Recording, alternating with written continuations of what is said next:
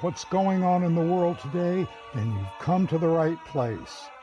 Welcome to Southern Sense Talk Radio with your host, Annie the Radio Chickie Bellis, and featuring Curtis C.S. Bennett and the most interesting guests that you'll find anywhere on internet radio. So sit back, relax, and remember, Southern Sense is common sense.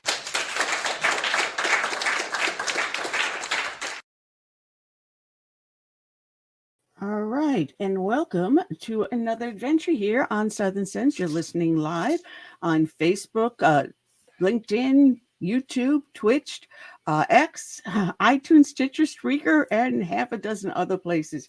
We're still having a little trouble getting it through to our homepage, which is back up. The new homepage is back up. We just have to fine-tune getting it streaming back onto our homepage. But we do have the chat room open on the homepage there if you want to join us at southernsense.net. I'm your hostess with the least mostest, the Radio Chickadee Annie, along with my co-host, author C.S. Bennett. Good afternoon, Curtis. We've got a big day here.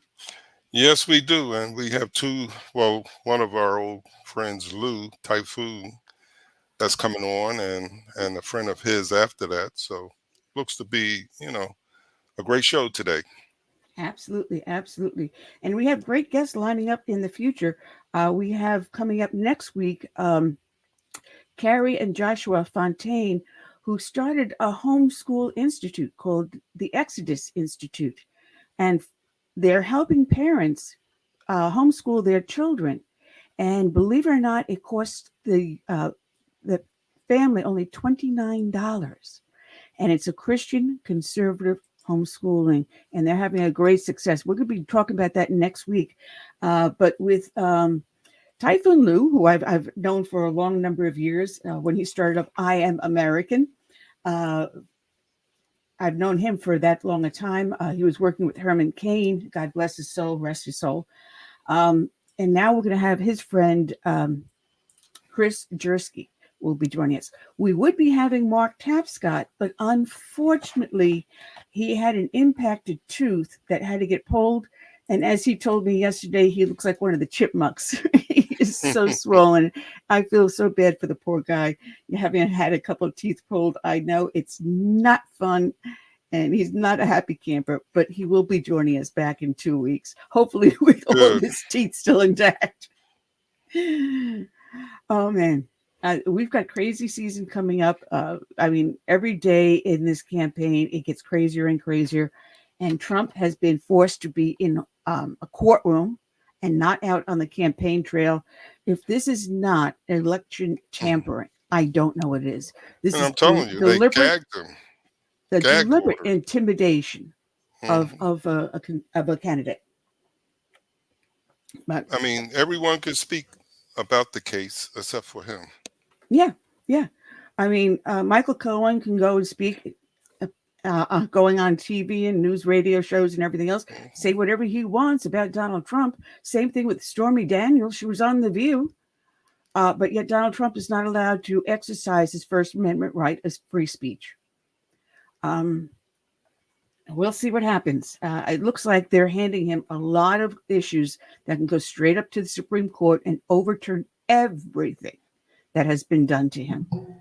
And this is deliberate harassment at this point. Yeah. There's nothing else to say. I believe that's his best scenario. All the unconstitutional things they're doing to him. And I think once it gets up to the level of the Supreme Court, they're going to expose it for what it is and slap it down. Yeah. And he's setting precedent. He's sticking with his guns. And the Democrats are laughing, but guess what? We're going to have the last laugh. The case with Fannie Willis is falling apart. Jack Smith's case is falling apart. What's going on in New York with Letitia James is falling apart. Bit by bit, they're dismantling these cases against Donald Trump. Things that would be a civil fine and at best a misdemeanor are suddenly turned into felonies. unprecedented, never happened in the history of this nation. And the end result? Businesses and people are now fleeing New York State. Why would you want to do business in New York State when you will not even adhere to the normal business practices that have existed there since the birth of this nation? New York City was the business capital of the world. It's going to be a ghost town. It's going to be a ghost town. And thanks to Alvin Bragg and Letitia James. Thanks to Governor Hochul that has allowed all this to happen. Even after years of saying that he was going to leave, Sean Hannity finally left New York.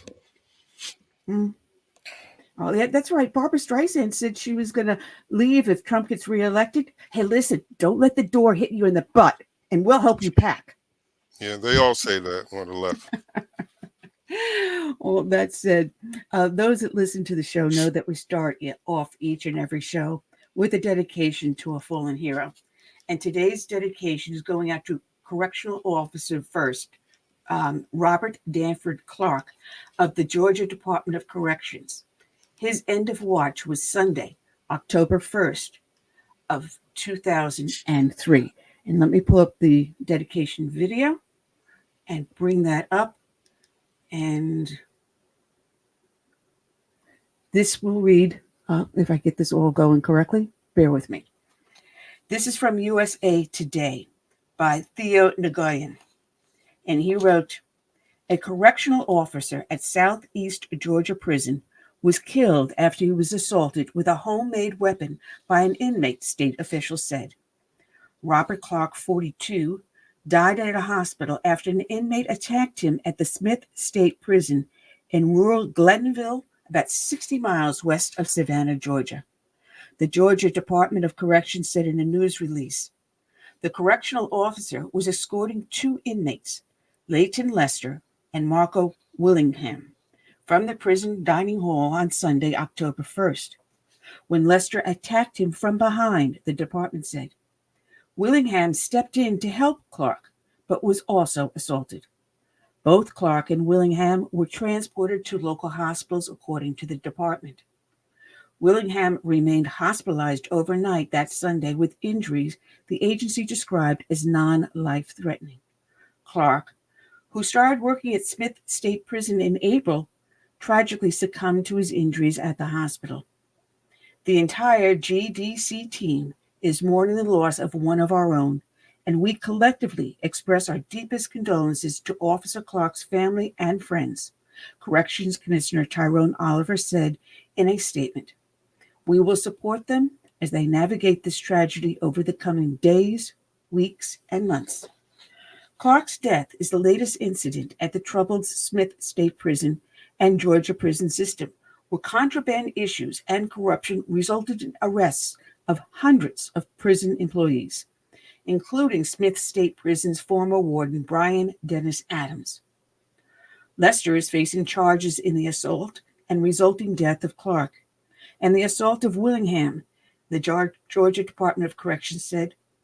Lester is serving a life sentence for a murder conviction stemming from a 2007 killing and armed robbery in Tift County, the agency records showed online. The inmate, Nathan Weeks, was an alleged member of the Yves Saint Laurent Squad, a gang that smuggles contraband into Smith State Prison. In March, grand jurors indicted Weeks and two other members of the gang for malice murder, felony murder, and aggravated assault in the 2021 homicides. And then that was all that was written that I could find. What I did pull up afterwards was his obituary from the Carter Oglethorpe Funeral Home. And they wrote, Officer Robert D. Clark, 42, passed away on Sunday, October 1, 2023, in Glenville, Georgia. He was born on June 19, 1981, in Fort Stewart, Georgia. Officer Clark led a remarkable life filled with selflessness, bravery, and a commitment to justice. He worked for the Georgia Department of Corrections. Beyond his professional accomplishments, he had a wide array of interests that brought him joy throughout his life. He had a particular fondness for strategy games that allowed him to exercise his sharp intellect. Additionally, he shared an extraordinary bond with animals. His beloved 17 dogs, 6 cats, chickens, and ducks were his cherished companions. To those who knew him best, he will be remembered not only for his exceptional professional achievements, but also for being a loving son, brother, uncle, and friend. His kind spirit brightened the lives of everyone around him. His warm-hearted nature served as an inspiration to all who had the privilege of knowing him. Officer Clark is survived by his mother, Elizabeth H. Connolly, 2 brothers, 4 sisters, nieces, and nephews.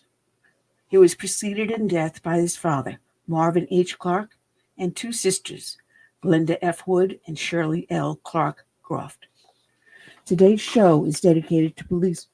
I'm sorry, this is the wrong slides being shown in certain parts of this. I apologize. Today's show is being dedicated to Correctional Officer Robert Danforth Clark of Georgia. And I will correct the video later on.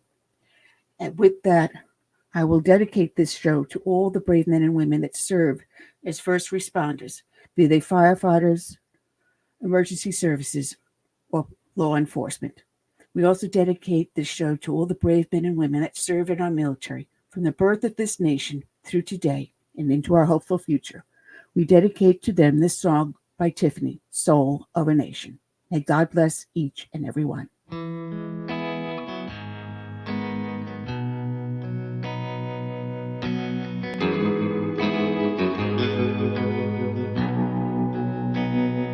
Let it be said, when we finish this race, we kept them free, we led with grace. Let it be seen,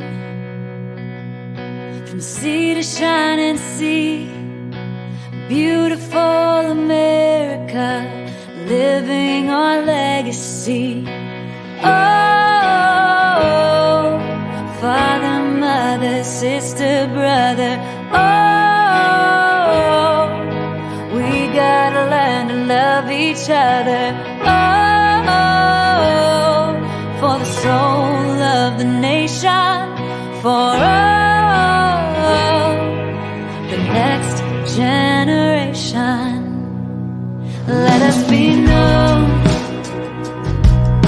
as people of honor, humble and bold, faithful through fire. Let us hold firm to our convictions with wide open hearts, eager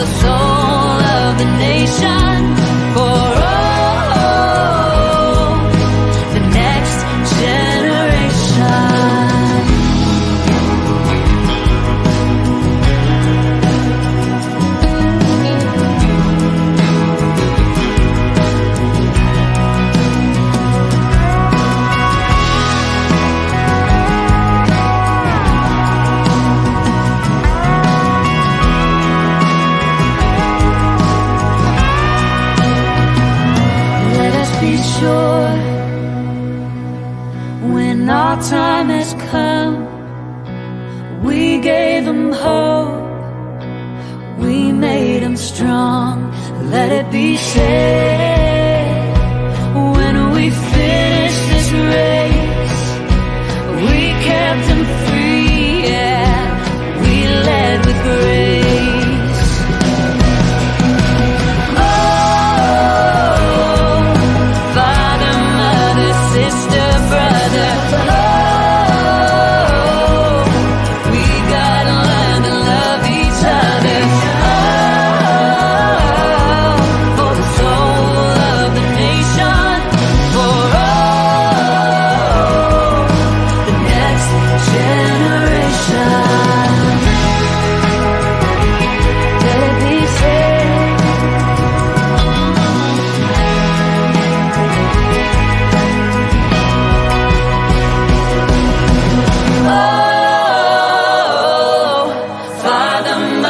Sister, brother, oh, we gotta learn to love each other, oh, for the soul of the nation, for oh, the next generation.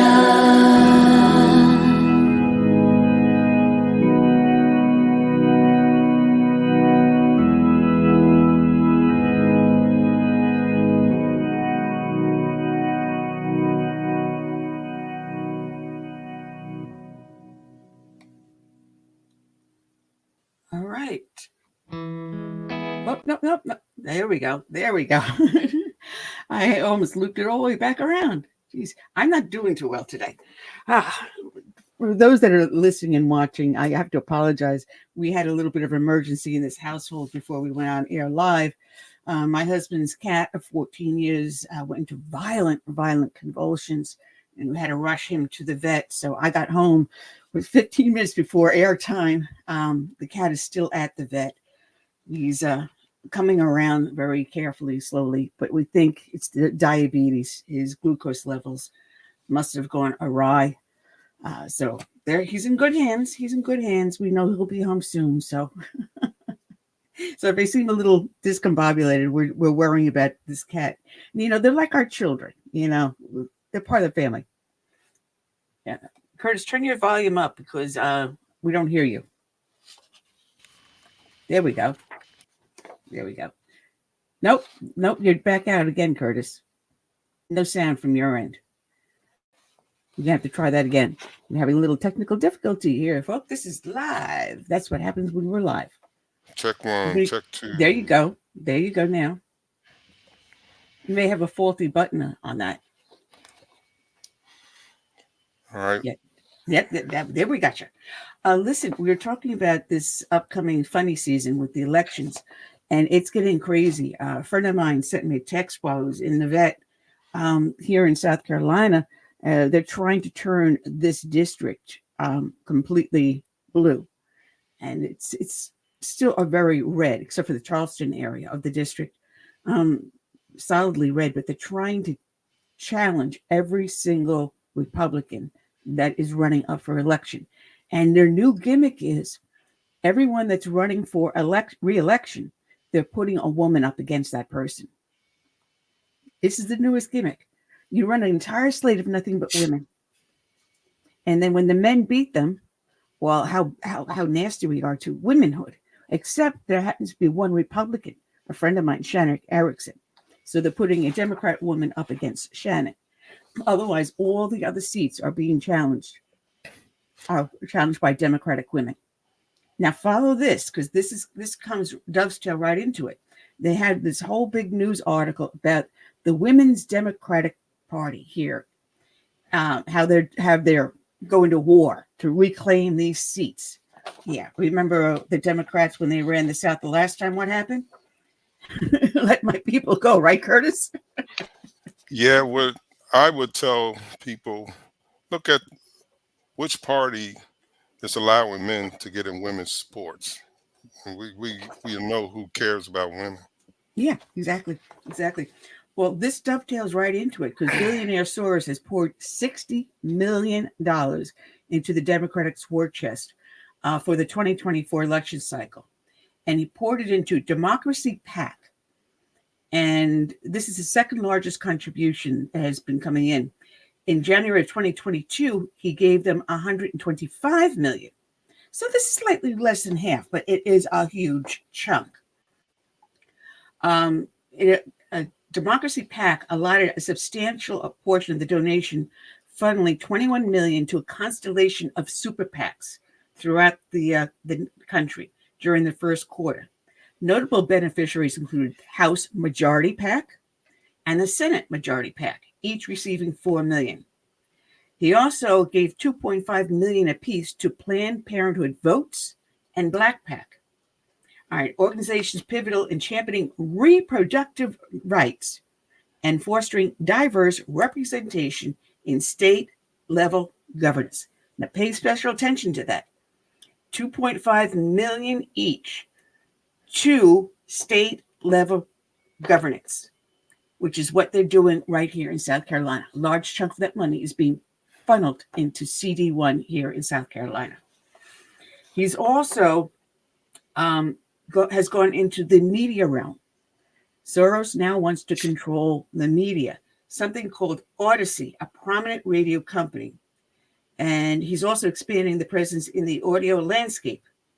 He's doing a multifaceted approach to, quote, shaping public discourse and influencing the electoral narrative in the lead up to the 2024 election. So one man, one billionaire, George Soros, can funnel money, launder money, basically, through all these PACs. Now, there's a book out called Audacity, and forgive me, I forgot off the top of my head the name of the author. I'm in the midst of reading that, and we're going to be having that author on soon. Let me see if I can pull it up on my Kindle here. And it is about dark money, and it's called Arabella, and it's by Walter Scott. And he talks about Arabella being the center, the nexus for all this dark money. And it goes out to thousands of different branches, such as Planned Parenthood Votes and all these other organizations, Democracy PAC. And you can all trace it all the way back to Arabella, the very core of it. But they do it in such a way that they evade campaign finance reform. They're unaccountable to the IRS, and they're influencing our elections. They're using the almighty dollar to influence the elections. So when you find yourself censored on Facebook, on YouTube, on any other of the social platforms, ask yourself who's actually back behind that. You're going to find a lot of the censorship we have coming back to PACs like this. So folks, be on the lookout, because this is coming to a neighborhood near you. You know, the super PACs aligned with GOP candidates unveiled their financial standings, disclosing they had $24 million. But you notice how much more money is being poured into these Democratic primaries. And American Petroleum has woken up and is contributing $1.5 million, while venture capital firm, I can't even pronounce this one, Redison Horowitz, offered $250,000 in support. So, folks, we got George Soros with this dark money, and they're unaccountable. They're not accountable to anyone. These organizations such as Arabella is funneling all this money into all these organizations, and they're unaccountable to anyone. So as I said, we're going to have Walter Scott on in our future show, and we'll be talking about that. Curtis had to step away for a second. Excuse me. But we're waiting for our first guest to call in a few minutes, which would be what we call Typhoon Lou Marin. I met him a long number of years ago. He was actually with Herman Cain when I met Lou the first time. He was hosting an event on the USS, the Yorktown here up in Charleston. Matter of fact, I have a picture sitting over my desk. I did. Oh, I do have a picture of Herman Cain over my desk. And I did have another one somewhere up there. with my late husband and I with Herman Cain at the same event that Typhoon Lou was hosting. So we'll have Luke be calling in a few moments, and Curtis is going to be coming back on in a split second here and find out what is going on in the world. Welcome back, Curtis. You just went out of focus. You just went completely out of focus. And your microphone is off again. Jiggle your microphone switch because you're off again. It helps if I There we go. unmute it. Oh, that No, does help. That was Lou. He's going to call in now. And he's opening the webpage, I hope, right? Right. Okay. Some of these older folks, we have to teach them what to do. like I'm a spring chicken, right? Actually, what happened was he has a different email than what I have. He's not using the one that I had originally.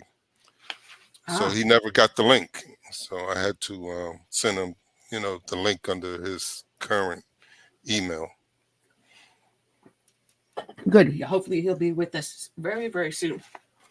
One of the things, I don't know if anyone heard about this while we're waiting for Lou to come in, but the Supreme Court, it looks like they're starting to lean more favorably towards those January 6th imprisoned protesters. You can call them hostages if you want. They wrestled this past Tuesday with the scope of the term of federal obstruction statute. And they were looking at that, and there were some very poignant questions asked from both sides of the conservatives as well as the liberals.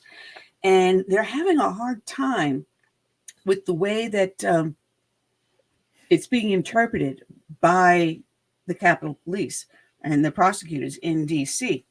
They're at issue in the court fight is known as Fisher v. U.S., where federal prosecutors can apply a law passed in the wake of the Enron scandal to the January 6th, what they call assault. The measure that makes it a crime to corruptly obstruct or impede an official proceeding. And the defense attorneys argued that the Justice Department has turned the measure into a dragnet.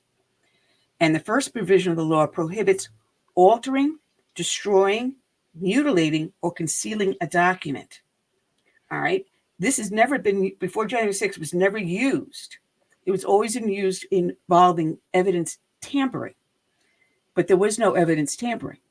They came into the Capitol to protest. So what evidence was tampered with? This charge was levied against more than 350 defendants who breached the building. So it looks like they may be ruling in favor of having these charges dismissed against the January 6th protesters, which is really huge because many of them were convicted of this, and some of them sentenced as long as 20 years behind bars on this one statute. And the justices were questioning, well, if this courtroom is interrupted with someone shouting, screaming out, is that violating the statute? Would that then become a felony and subject to 20 years behind prison? That is someone that's disrupting the court. They're escorted out. Big deal. Which is exactly what happened in Congress. They disrupted the counting of the certification of the ballot, but they didn't destroy any documents. They just postponed it for a few minutes, and then eventually it went forward. Well, we know that they're all grabbing for straws. Yeah. Mm-hmm. They're all grabbing for straws here. And if these January 6ers get a reprieve from the Supreme Court, a lot of that will impact Trump's case. Well, I see Lou Marin is sitting here waiting, but I don't see him sitting before his camera. So as soon as Lou puts his pretty face before the camera, we'll bring him on. Yeah, he's probably waiting for 3.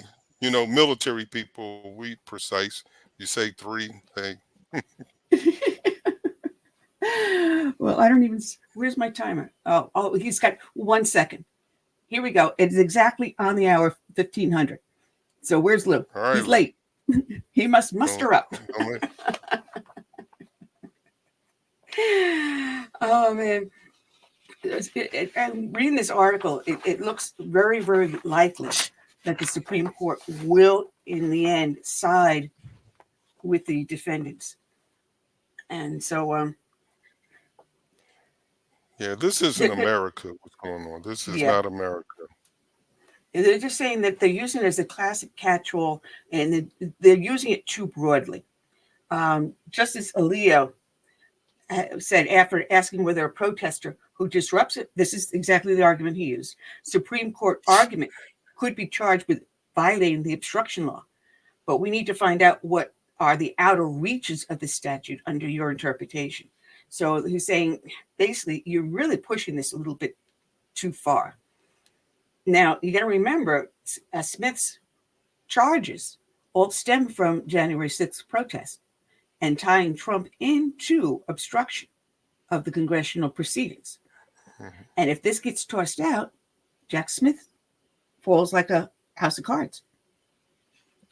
Becomes all looking forward to that. Yep. Well, let's see if we can try to find Lou if he is with us. I see the top of a hat. That's all I see, the top of a hat. Lou, you need to adjust your camera because now I see only your nose. Lou needs to adjust his camera. Okay. We can't adjust it on our end. Tested 1, 2, 3. We hear you, Lou. But we don't see you. Because his camera needs to be adjusted down. And I know he's not camera shy. Lou, camera shy? Oh my goodness. That's the last person to be camera shy. Can you hear us, Lou? Tested 1, 2, 3. It doesn't look like yeah. I'm going to text him real quick. Yeah, do that because right now he needs to adjust his camera. So let's see if Lou can adjust his camera and come back on. With that said, while we get Lou to do that, let's do a little something different here. And where did I do that? All right. We will be back in a moment. I'm just going to do a little Ron Edwards here. And we'll bring that up. And here we go.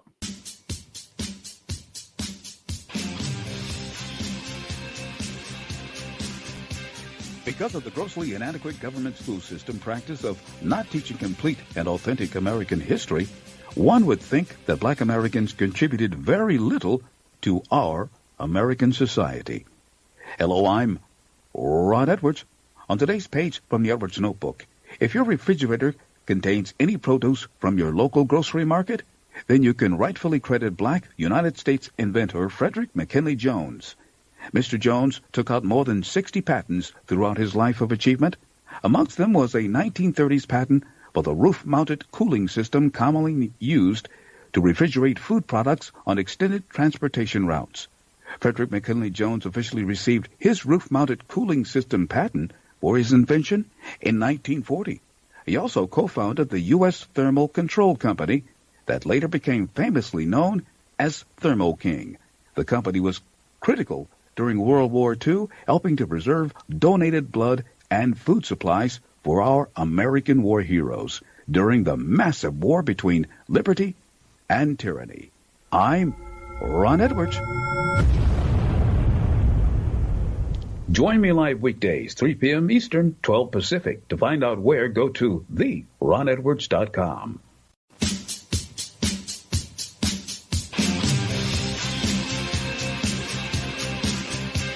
Because of the grossly inadequate government school system practice of not teaching complete and authentic American history. Okay. All right. We're still trying to get Lou Marin to tilt his camera up so that we can see him. So as we're waiting to do that, I do apologize. So this is live. This is what happens when you have something going on live. There we go. I actually see a face. Let's bring him back on. Can you hear me now? And hello, Typhoon Lou. Hey, can you hear me? Yeah, you got to turn your volume up some. Okay. There we go. How's that? Not that great. Your volume's still very low. Let's see if we can get this up. Hold on. High technology confuses you every time. Well, Where's the old megaphone? Yeah. Tested 1 2 3. Tested 1 2. Tested 1 2 3. You're very faint in my ear. How's he coming across to you, Curtis? Faint. Yeah, very faint. Tested 1 2 3. Tested 1. Try to move your microphone closer to you.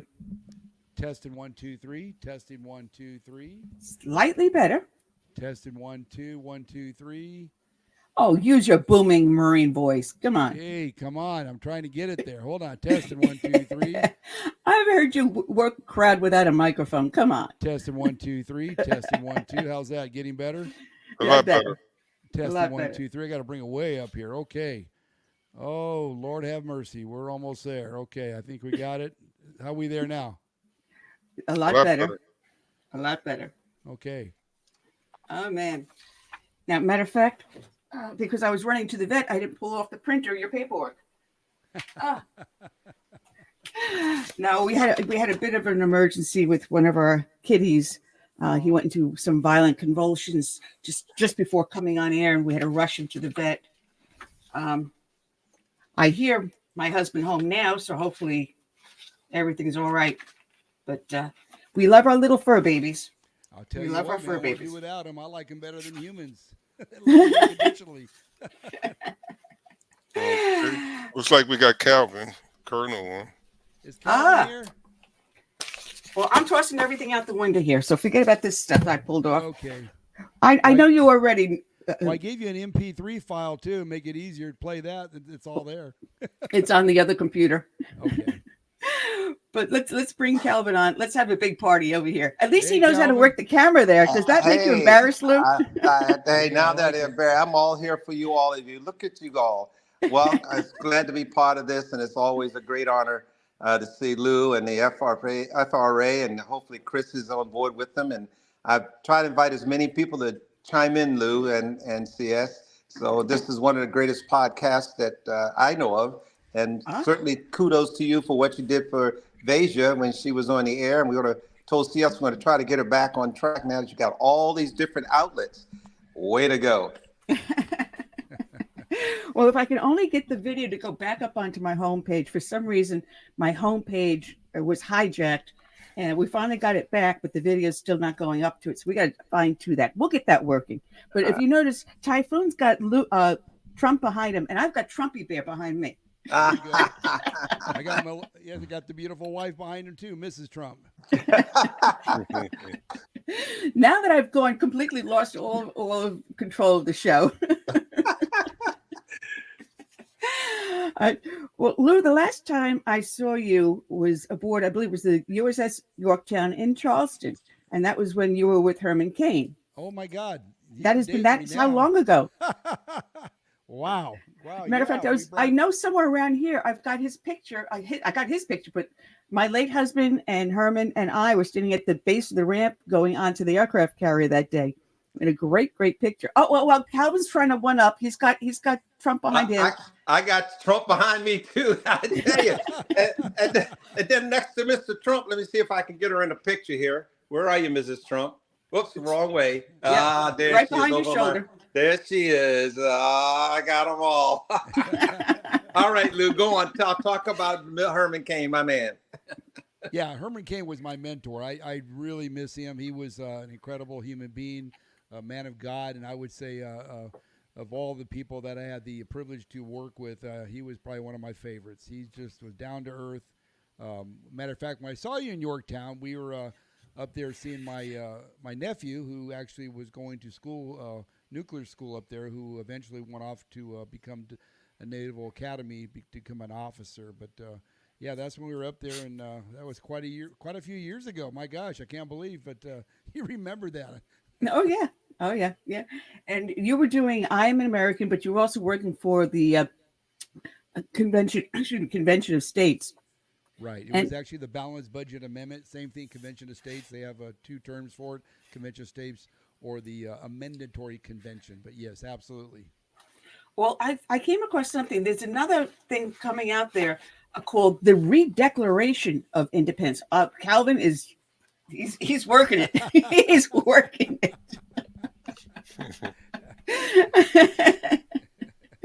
Oh, God, Lord. Oh, I got a funny story to tell you because we had our district Republican convention a week and a half ago, and I was wearing my cowboy hat with the red, white, and blue bandana, the American flag bandana on it.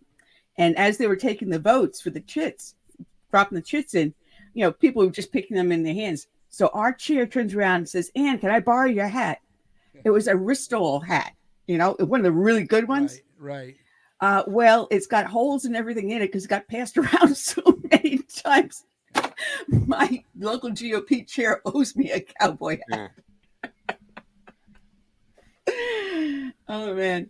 I've lost complete control. I was starting to say there is a movement out there called the Re-Declaration of Independence, and it gives 10 items. And I know I threw it with your stuff. That's what I'm looking. Oh, here it is. Got it. I got it. I'm not that unorganized. And if you go onto their website, it gives you 10 things that is on there. Oh, here we go. Bear with me, folks. This is live radio. Number 1, to honor and enforce the Constitution as written, saying it's not a living document. And as you were fighting for before, the balanced budget amendment. And this includes withholding pay from Congress until they have it done. That would get their attention, that's for sure. Yeah. I'm all for that. Establishing term limits. Securing our elections, something that Chris and you have been working on in Florida, to ensure the right of free, fair, and transparent elections. Close the border. Number 5. Level the playing field for American labor through trade legislation laws. That foreign producers wishing to sell their products in America abide by the same laws and regulations heaped on American producers. So no more cheap crap from India and China.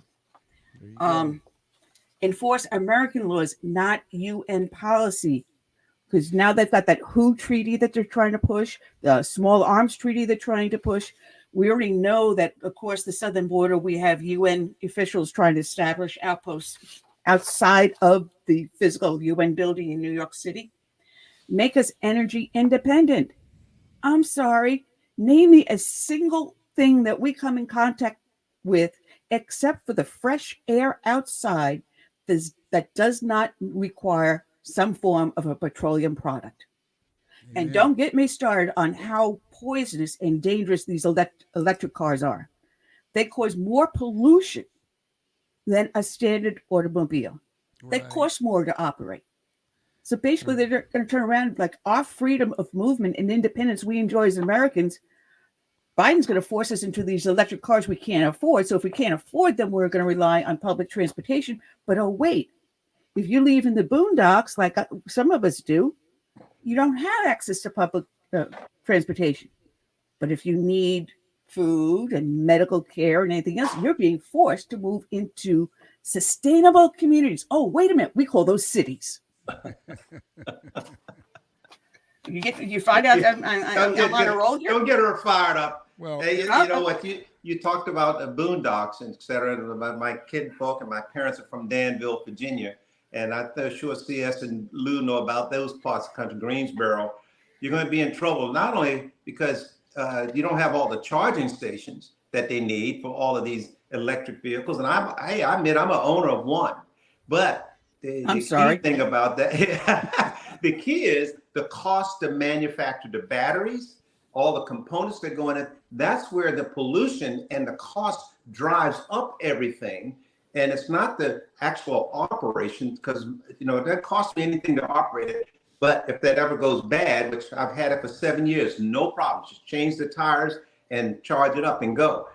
But the cost, as I kept reading, and I just wanted to clarify because I really got concerned after I bought it, is all in the manufacturing cost. And what Biden is doing is pushing us right to China to grab everything that they have now corralled, to include what CS and Lou and I know is Afghanistan, a huge pocket of all the raw materials and the rare earth materials that are required. Now, we got it here, but think what that guy is all up to, and it's just a shame. Yeah, and that also entails the solar program they're trying to push down our throats Yes. here too, especially in Florida, which we're going to be pushing back here real soon with a resolution because, like anything else, you got to have a mixed bag of energy sources, and solar is not a good reliable source. It can give you maybe max 5 hours here in Florida. After that, you're going to spend 19, 21 hours in the dark here. So, but that's another issue that we actually cover. One of the things that here at Florida Republican Assembly, we operate off what we call a three-pillar system here. And some of the topics you're talking about is all in our committees, which come under our legislative pillar. But and here God's in charge of our organization here. We put Him first. Anything we do, we open with prayer, close with prayer, and use the scriptures throughout. A lot of times, everything we do. But the big thing that I like to maybe talk about is the three-pillar system that we use here. I like to refer to it as our secret sauce. A lot of people don't realize, McDonald's has their secret sauce. We have our secret sauce. It's called the three pillars. That first pillar is called the community development.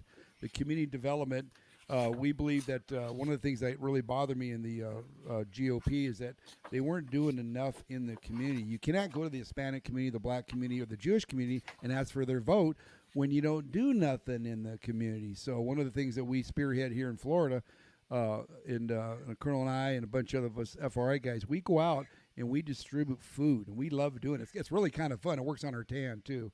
But more importantly is that we pushed out over 165,000 pounds of food last year, and a story behind that too is interesting. 2 years ago, the lady that runs this what's called Fida Palooza, her name's Misty. She said to me, "Oh, great! Well, you guys are the Republicans, yeah.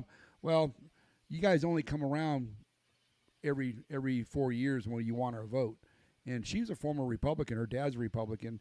And I recall distinctly when I sat there and looked at it, I said, "No, we'll be here every year you need us."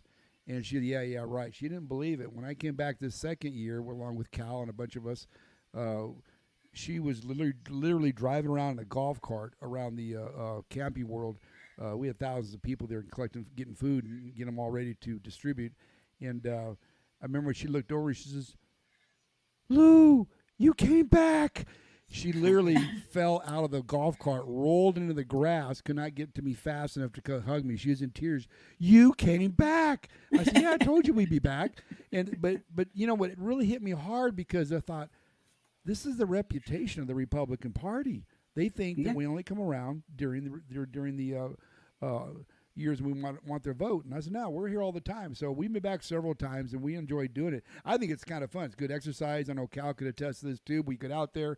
We're actually the traffic cops here. We like doing that. We don't control the pantries, but we just help facilitate, make sure that the people, they get their cars lined up, open their trunks, and they just drive right on through. Hey, Chris, glad you can join us, buddy. Well, welcome to the show, Chris Jersky. Good afternoon. I had that same problem, we're having a massive whatever happens show today. Okay. It's Friday. But Lou will talk a mile a minute forever. So we just let him go. Well, but I want to we'll go through our pillar system real quick here. It's important because a lot of times these are the things that we do here at FRA, the things that the GOP is not doing. And that's important. I want people to understand and recognize because we said look at what they do. They specialize in the precinct. We support them. We'll subsidize them with precinct folks. We let them run that. We let them run the poll watching. That's their lane. We'll help them out, subsidize them on that area. But when it comes to our pillars, though, like I say, the distribution of food is very important. So we're heavily involved with the churches and reaching out to them and trying to let them know we're here for them, distribute food or wherever they need. The other one we have under our community development is our veterans program, which is very, very precious to us because all of us are here veterans. And it's very important that a lot of people don't realize they're the forgotten ones. And so we find people on the street that are veterans. We get them off the streets, get them cleaned up, get them over to Dr. Viek, who's our vice president of the FRA for our veterans outreach program. He gives them the benefits, and we get them, and I'll help get them a job here. And then some of the jobs we have, some of the folks here locally here, they're willing to give jobs to these veterans here. And actually not, $15, $20 an hour, which is, not great, but it's something to get started, get them off the street. So that's our objective here under the community development. The other pillar we have is also called the legislative pillar, and that entails committees such as voter integrity that Chris oversees. He sees the whole state, vice president for the whole state of Florida, oversee everything going on, helping out, getting his platform out there. And let me tell you, he's done a fabulous job identifying these bad addresses here, not only just in Florida, but that's Texas, and he'll talk more about that, and also North Carolina, and working on Michigan. His technology is unbelievable. We're going to be talking to the Trump campaign folks here about taking his technology to the next level, because we can go through his program can go through the whole states in record time. You think about that, 15 million records here in Florida, he did in 2 hours. Texas, 20 million records, 3 hours. I think Chris was telling me he went to walk his dog and make a pot of coffee, and he ran North Carolina. You think he did that less than an hour, but 9 million records there. So, but at the end of the day, though, we're just really pleased to have people like Chris and the Colonel Wimbish too. We have what I call a very dynamic skill set team. We have specialists, even specialists in energy. David Walsh, unbelievable. This guy he joined us too. He's the former CEO of Mitsubishi of the world. The guy has like an incredible of power, of energy. He's incredible knowledgeable when it comes to power. And that really talks about our legislative. Within our legislative pillar, we also have what we call this call to action program, which has been a superpower this last legislative session. We took our leaders to Tallahassee, and Chris and we went out there, and we walked and we walked and we walked and we walked and we walked, and so much that even Chris's soles of his feet fell off his shoes. So I had to go get new shoes, but we got a opportunity to go out and see, as we say, how the sausage is made in Tallahassee, and get to meet state legislators and senators and shake hands, kiss babies, put face to names. And then when we came back home, they got it. Everybody got it. When it comes to the call to actions, which is our voice, when we see legislation, good legislation. We had like 80 bills that we were monitoring that we wanted to get through. I think 67 out of 80 bills got pushed through. Some didn't get a companion bill, could not. But at the end of the day, though, well, we were very influential in getting them out of committee into the governor's desk. And we were so influential that Paul Renner himself called me and said, hey, can you help me on a couple bills like HB1 and HB3? I says, absolutely. Oh, and by the way, I have a few bills you can help us on too. So, but at the end of the day here, I'm really proud of what we've accomplished. And it's an ongoing, growing progress. Well, we look at the statutes. By the way, at the end of the session, we looked at some of the bills that got diluted down. So we're going to go back and redline them and put them back through again. It's just an ongoing vicious circle. You got to keep going and chip back what the Democrats have did a good job taking away from us. But we're getting legislation to making it right, so that we're come back stronger for next time.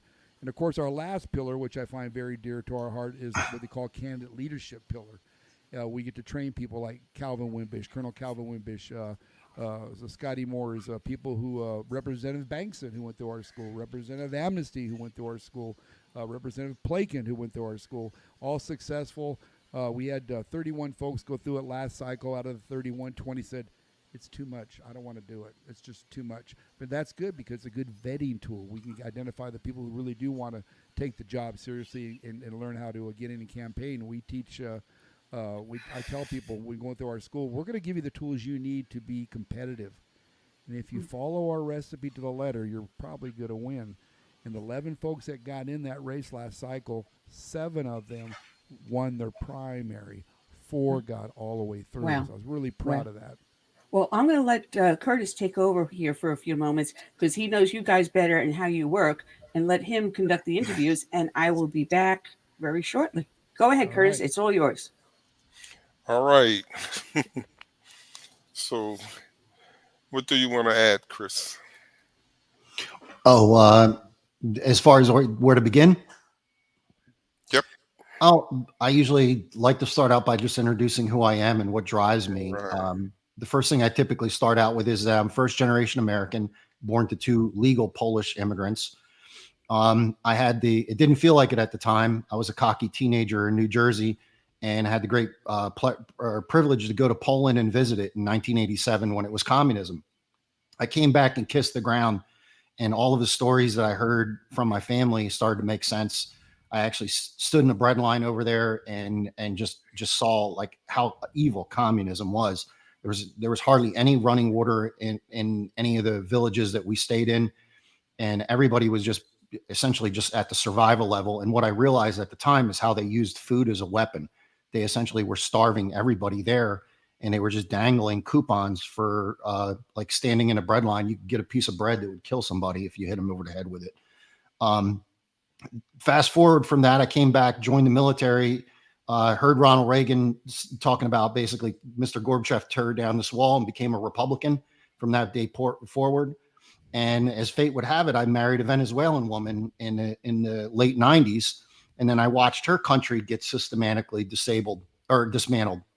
So the thing that I always point out to is the differences between Poland being taken over by bullets in a military in World War II and Venezuela being taken over by ballots because it was a pure election steal. And when 2020 happened in the United States, I mean, between those two things of my life, it just galvanized me because I knew what was coming. I can immediately see my kids, like if you fast forward the ghost of Christmas Future, I could see my kids emancipated, starving, and turning at me and saying, "Dad, if you knew this was coming, why didn't you do something?" And that's what drives me every day. I wake up basically every morning, to run at this problem. What we've since done is I've used my experience basically looking through customer data. I built about 25 years worth of experience, both in the public and private sector, cleaning data as well as validating data, mostly customer records for payroll, invoices, basically customer statements. So it was really heavily focused on addresses and everything around addresses. There was a lot of people that were focusing in on the machines when I first came along for election integrity. Everybody was talking about the machines getting hacked. I have a little bit of experience with computer security and things like that, but because of my background, I figured let's go after the voter rolls. So I built a piece of software called the People's Audit. And the first thing we did was we collapsed every address in the state of Florida in on itself and counted them, how many voters were at each address. And what we found out was pretty startling. Essentially, we found in the 2020 election, a great number of the voters were already people that have moved out of state. And somehow they were voting by mail from people's addresses that now have taken over that house. So we were on a tear to try and figure out, like, how could this be happening? And that basically revolved into a check with the post office, which it's basically the post office has a system. If you've ever bought anything online, if you've gone anything from Amazon or eBay, you've probably seen this screen that says, "Can you confirm your address?" And they make your address all capitalized. And most importantly, they add 4 digits at the end of your zip code. That's a standard, gold standard, Fortune 500 way of checking your address. There is no way Amazon's sending out a $3,000 laptop to an address that they hope is going to make it there. They're not going to throw paper airplanes and hope that you're going to hit your mailbox.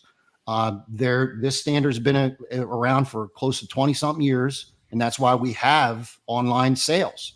But the shocking thing, really not really shocking, is that the government implemented mail-in ballots with none of those standards in place. And that generated millions of undeliverable ballots across the whole country. And what we found as we were investigating that problem is those undeliverable ballots, including what I just mentioned before, people that moved away, because if you moved away, you're no longer there. So your ballot is now undeliverable. Those ballots got scooped up and basically used against us. Do you have a question? Well, I was reading about how you did this, and I found it extremely fascinating because I do a show on Wednesdays called Moms Across America. Yeah. And my co-host on that happens to be the chair of the El Paso, Colorado GOP. Mm-hmm. It took her 5 years to get her daughter, who moved away 5 years ago, to finally come off receiving mail-in ballots at the house. And this is the chair of the county GOP, and she couldn't even get her own daughter off of the election roll. Here in South Carolina, we recently did election reform, and individuals were manually going through the voter registration, or the voter list, manually doing that. But if we can do that in hours, matter of fact, I saw the county GOP chair, the state GOP chair, just a couple of days ago, and I'm going to bring up your program to him. but you also have a school. So how does the school tie in with the People's Audit Program? Well, that's really where the FRA has been absolutely indispensable, because essentially the software is one thing, but without the grassroots involvement, you really can't get anything done. As a citizen by myself, I was basically summarily dismissed. And I mean, I'm an expert for this stuff, and the supervisor elections were yelling at me, telling me to go do Arizona. Florida's great. There's no problems here. But when you have the political force that FRA brings to bear, and then you have the grassroots of thousands, hundreds of thousands of people basically across the United States ultimately are going to do this, we educate them how to approach their local supervisor of elections and basically take this argument to them. One of the things that was really the breakthrough was, believe it or not even talking about fraud. It's just the incredible amount of waste that's generated. So, for example, if you're in a situation like a small county like ours, Lake County had about 30,000 undeliverable pieces of voter information cards. And Alan Hayes, Lake County Alan Hayes, was so proud. He took a video standing next to this baker's rack full of all these undeliverables and asking people to somehow update their voter information addresses. Well, if you're in Florida, anytime you walk into the DMV, your address is automatically updated. There is no reason for you to call the supervisor of elections and ask for them to update your address. So that's the first red flag. But most importantly, when he's standing in front of that baker's rack, you could just take a quick estimate and say, okay, 30,000 undeliverable undeliverable cards at, let's just say, $2 each to be really conservative. That's $60,000 that they're just going to throw into the landfill when they could have done this all electronically. I mean, all my system is being done through the post office, which is a free, openly accessible system that they encourage people, because the post office does not want undeliverable mail.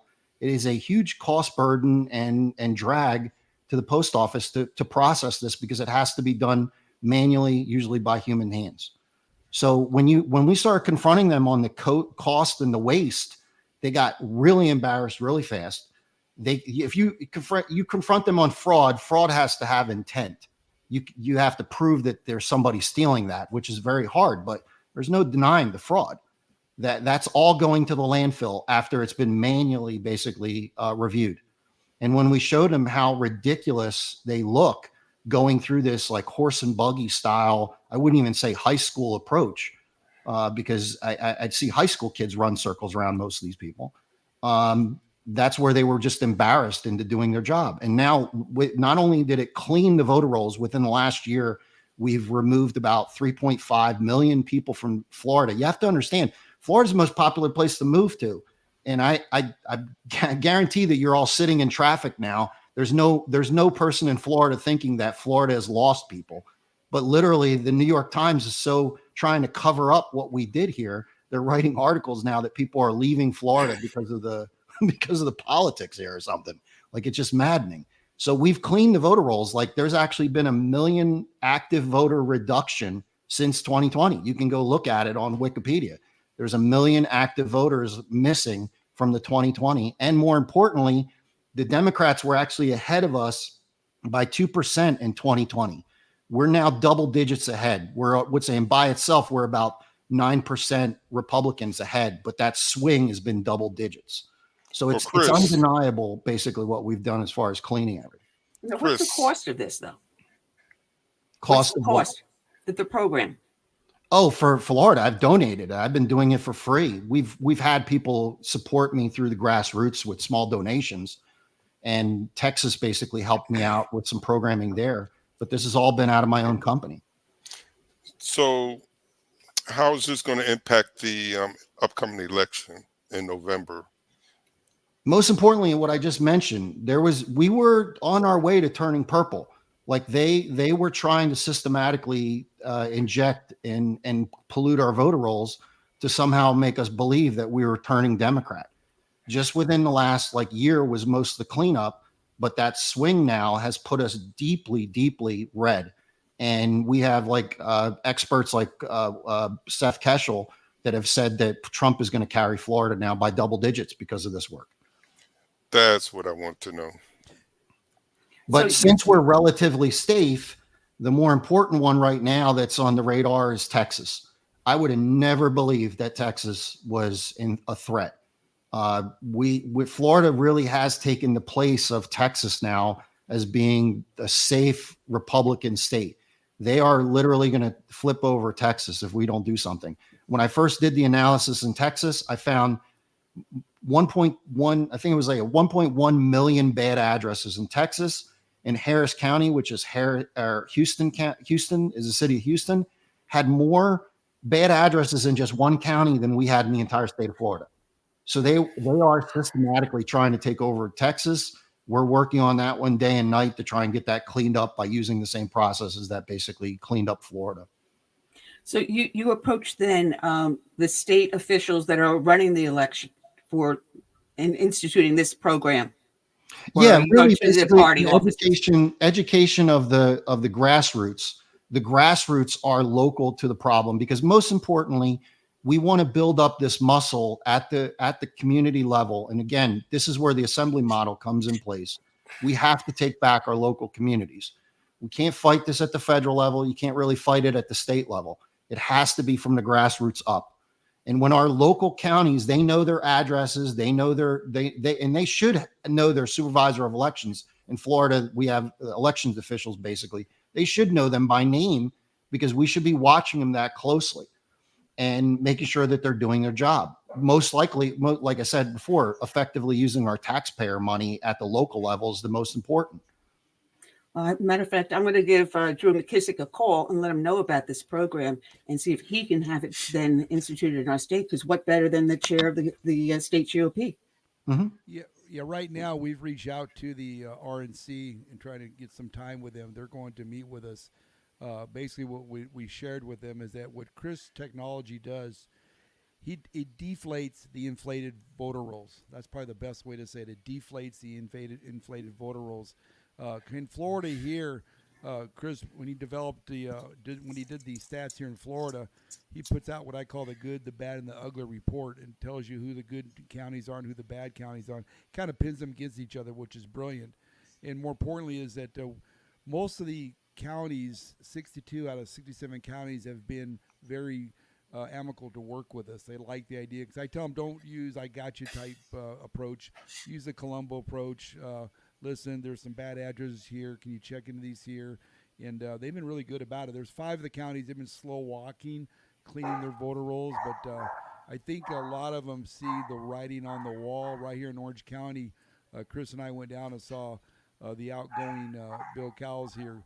But when he saw his what Chris had, he gave him about 20 questions, and he was dancing across the table trying to give excuses, and he said, well, here's X amount. How many like 15,000, 30,000 bad addresses? It was like 30,000 that we basically caught him. 30,000. He's like, whoa, that we knew they were bad addresses. But at the end of the day, it's funny, 2 months later, he put his retirement paper in because, again, this technology that Chris has created, it built from the ground floor up, it's scaring the supervisors of elections into making sure they do their job, and that's what I kind of like. We're not going to give this to them. He will not give it to them, but we'll be able to run the data through the system so that at least we give it really shows transparency and helps clean up the rolls. And that's the end of the game. It's not about the left, not about the right. It's about what's doing right to make sure that we have transparent and fair elections for everyone.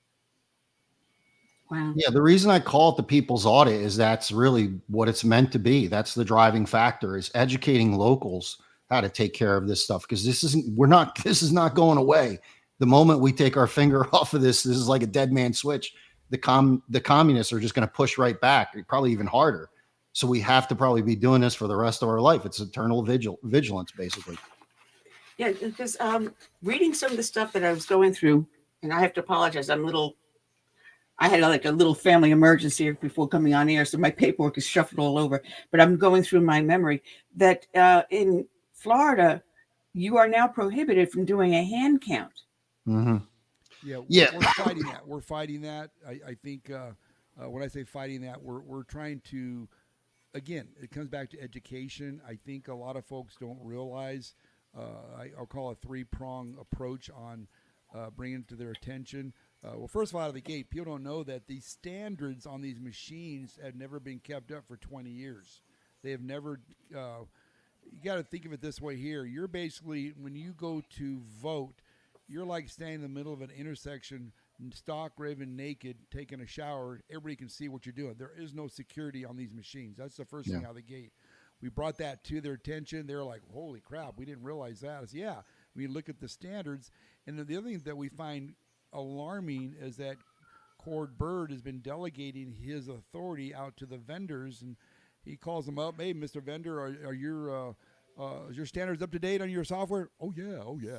Okay, well, but there's no way, there's no checks and balance so they can verify that it's been actually updated. So that's a problem right there out of the gate.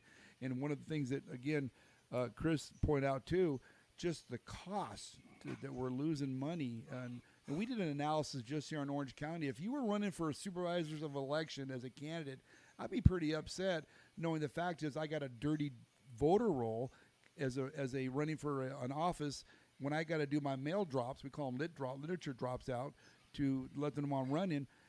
They would run almost, it would cost them, we always teach at least minimum 3 lit drops. It would be 45, it would be a total of 15,000 lit drop a bad address. In other words, 15,000 postage out the door just because it was bad addresses. So you times that by 3, that's $45,000 out the door for the candidate. So in a way, it's not just only cleaning up the voter rolls, but it helps the candidates give them what I call a clean list to operate off of, so they can, tell people I'm running for office here.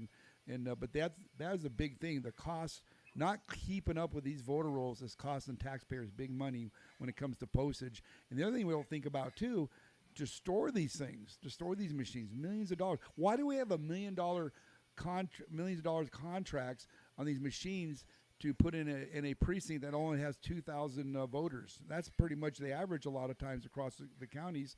I'm thinking you and I can do 2,000 hand count these things in an hour or so and be done with this here, and we don't need a machine here to do that. So to me, there's a lot of waste, and we're going to approach it from a pragmatic point of view to say, listen, not only are these all Chinese components too, that's also another thing too we got to look at too, that make up these machines. That to me, that's you don't know what kind of malware is in here spying on us, which is a problem we need to look at too. So I'd say 4 things we'll be looking at. That's the bad addresses, the mail postage is costing us to store these things, and also the fact that why we giving the Chinese give them our buying product from them. We can build our own.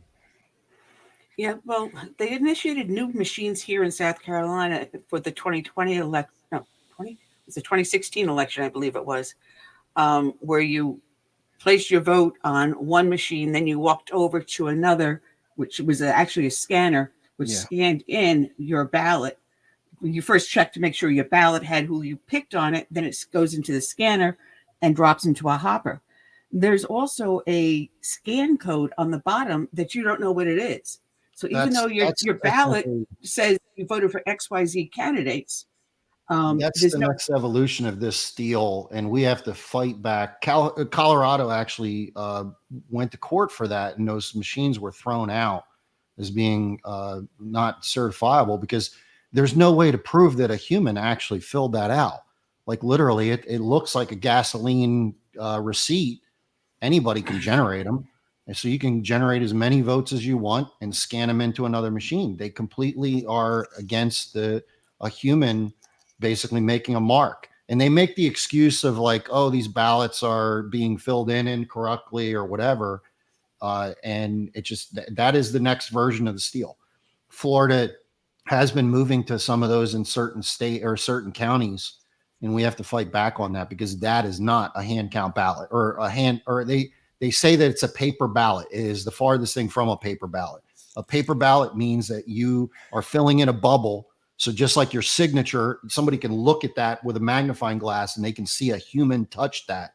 And if you filling in that bubble is much like a fingerprint, there shouldn't be ones that are identical. Every time you fill one in, it's going to look like a signature. There'll be slight differentials.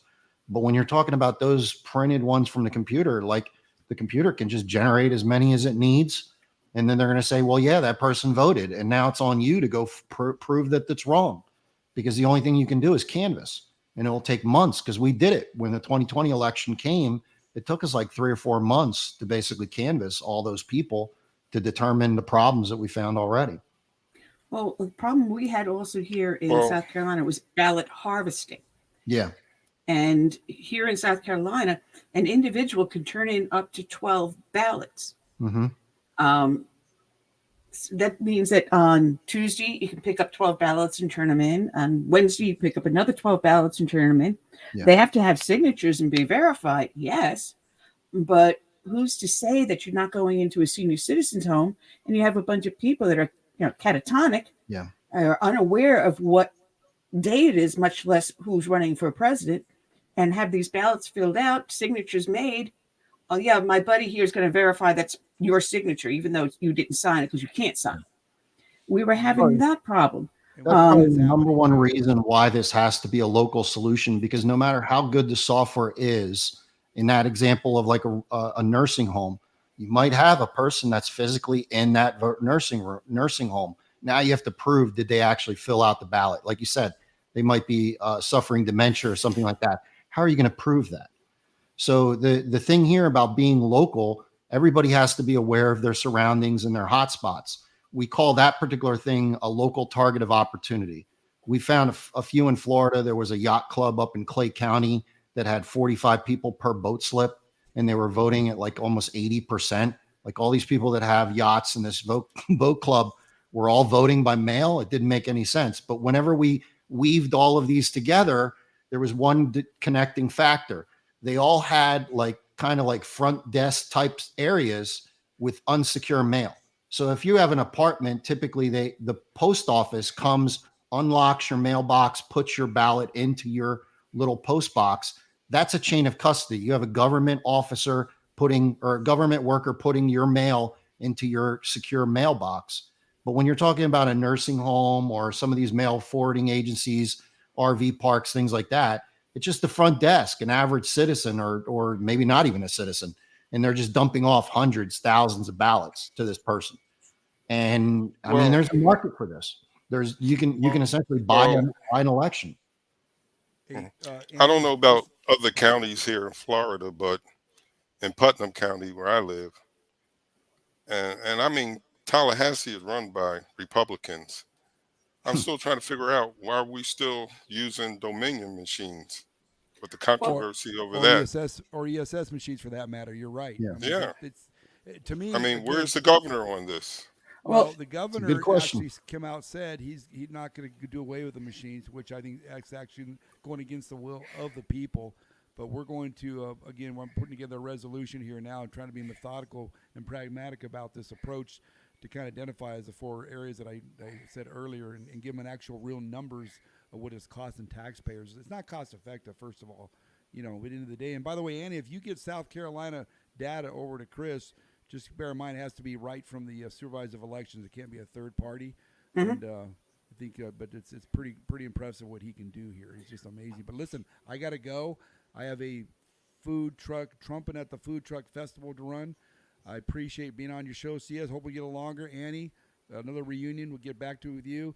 Chris has got it. This is my guy. I'm telling you what, he's our quarterback of the voter integrity guy. Trust him like a brother from a different mother, like you guys, CS. Anyway, love you guys. Keep up what you're doing. All right. All right, thanks a lot. Right. Typhoon Lou Marin. Known him for years. He's a character. I love him dearly. Love him dearly. You're with good company there, Chris. Absolutely good company. Absolutely. So back to your question on the governor, that's actually a really important note. We have, and I feel that we have a special penance in Florida to deal with this issue head on, because essentially that's where this all started from. If you were back in the 2001 election, 2000, the hanging chads, that's essentially what created this disaster. We had hanging chads here. Florida introduced the machines, and then those machines carried forward through the whole United States. What's unique about Florida, though, is that we had per statute that our votes had to be tabulated by either mechanical or digital devices after that hanging chads thing. So that's the challenge. A lot of the other states, they just adopted the machines, but they didn't change their laws. So they have the options to hand count ballots, but they're fighting. It's a pretty good show of the uniparty when you're seeing that everybody's pushing back on this very like common sense approach. Like, why can't the citizens own their own election? Why can't citizens count their own votes? I mean, I see the elections officials as referees, not the people playing the game. We're supposed to know who we voted for at our precinct levels. And I trust my neighbors and my citizens to tell me that. Whereas now they just sit back, wait for a receipt to print out from wherever it's being printed out from. It could be from Serbia, China, Iran, who knows? And then they just have to sign it, and that's it. And there's no secondary checks. If you've seen other states, they have threatened arrests to elections officials. We have like Tina Peters now looking at jail time, Gold Star mother, only because she just wanted to verify that the counts happen the way they say they happen. Well, one thing I do have to say is when they did change the machines, and my county was in the forefront of election integrity reform, and laws were changed. But when you do get to the machine and it prints out the ballot, it's like a regular piece of paper, like a little piece of paper, let's see, FRA. But it will actually show you exactly who you voted for, what referendum, and so forth. Yeah, so but most importantly is there's a barcode above it, and that barcode is basically what's being scanned and being interpreted by a machine. This is and at the end of the day, it's just a digital record. It can be changed. No. But what happens is when this ballot gets scanned in and it goes into the machine, into the box, our state does audits. And they sometimes do them randomly, or sometimes someone will call for an election and say, hey, listen, we have problems here. They will manually match the number of people that voted for XYZ to what the machine shows. So whatever the machine is saying, that you say 6 million for Trump and 2 for Biden, if that's what the paper said, because now they have a physical manual paper. So it is most importantly, they'll only do that for 1 or 2 precincts, right? This last election they did for the entire county. Okay, they did it for the whole county, but in some cases, there were some questions as to some of the ballots and some of the polling places. But the thing about those particular machines, you will always have a audit-proof seal because you are printing a digital piece of paper. So they print the digital piece of paper as many as they need, and then you can go back and count it, and you say, yeah, the counts match. But how do you know that a human being actually touched that screen and cast that ballot? You don't. There's no way. That's why you have poll watchers. Yeah, but the poll watchers were sitting there with clickers and knew every person and how many people voted. That's the whole thing. They only know the total number of people that vote. They don't know how you voted.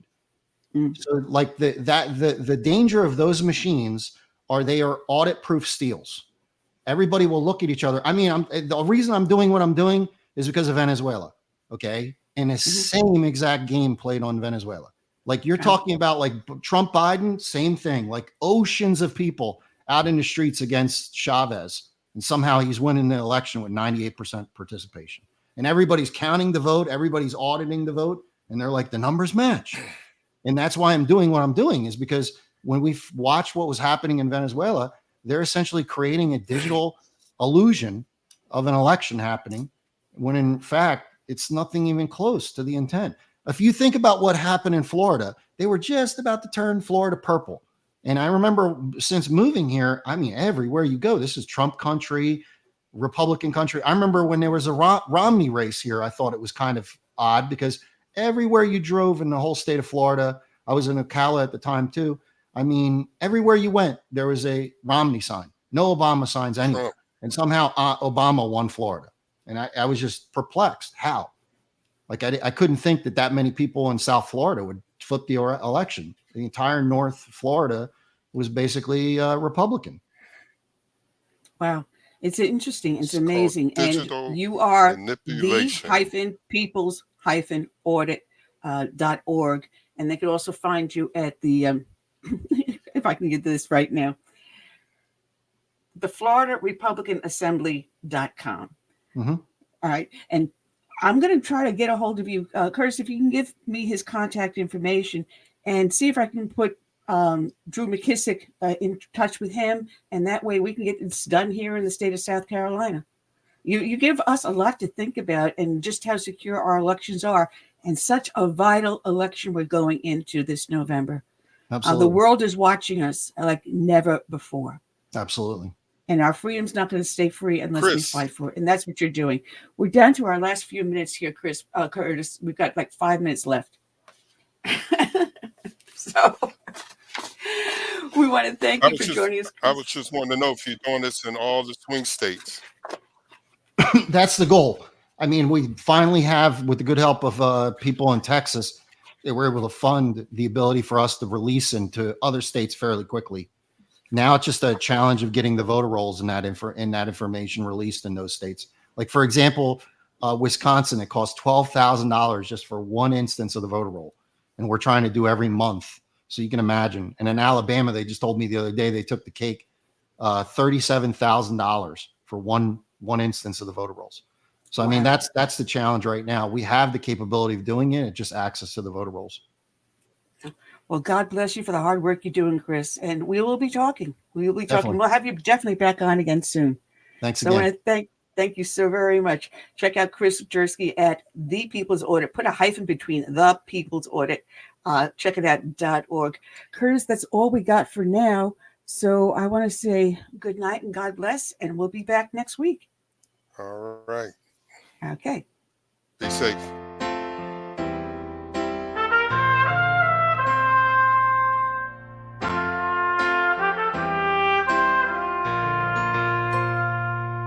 I'm praying for this land I love, America, America, the home of the free. But there are people making plans to change America. They've no respect for her or what matters most to me. That's why I stand for the flag and I kneel at the cross.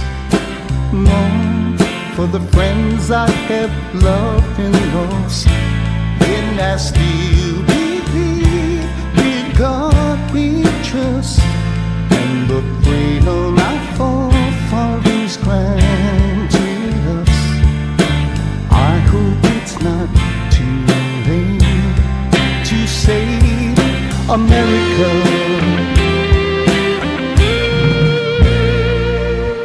Do you hear our battle cry across America? We've got to rescue her. We know it's up to me and you to see the truth behind their lies. Don't change America. God bless America and the red, white, and blue. That's why I stand for the flag and I kneel at the cross. Long for the friends I have loved and lost.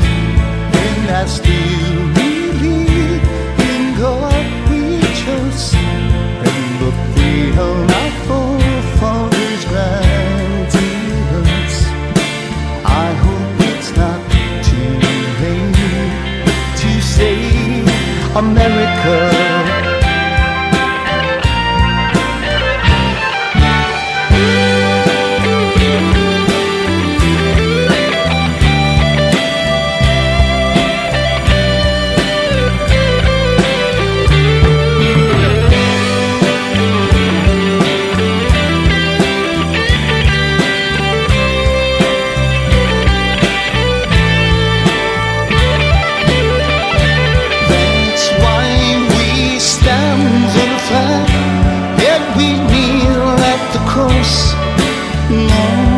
For the friends we have loved and lost, and we still believe in God we trust, in the freedom our forefathers granted us. We know it's not too late to save America. Save America. Let's save America. Together we can save America.